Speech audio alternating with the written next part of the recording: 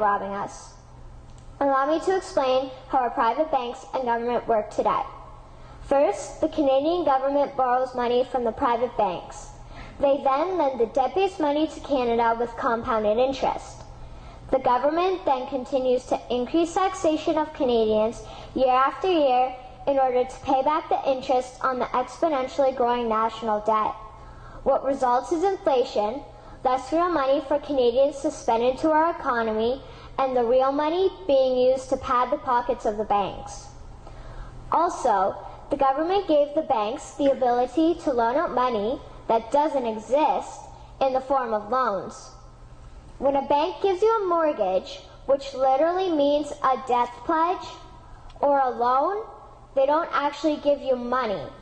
They click a key on a computer and generate the fake money out of thin air. They don't actually have it in their bank vaults. Presently, the banks only have $4 billion on reserve, but they have loaned out over $1.5 trillion.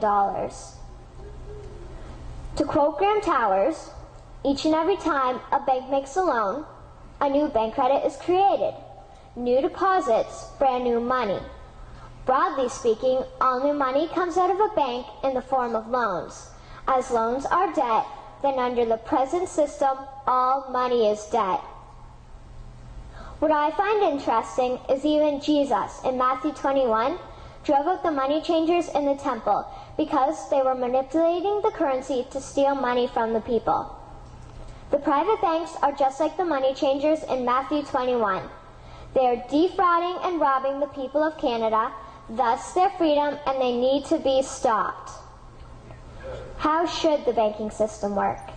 In an infamous interview, Mr. McGeer asked Mr. Towers, "Can you tell me why a government with power to create money should give that power away to a private monopoly and then borrow that which Parliament can create itself back at interest to the point of national bankruptcy?" Mr. Towers replied, "If Parliament wants to change the form of operating the banking system, then certainly that is within the powers of Parliament. In other words, if the Canadian government needs money, they can borrow it directly from the Bank of Canada. The people would then pay fair taxes to repay the Bank of Canada.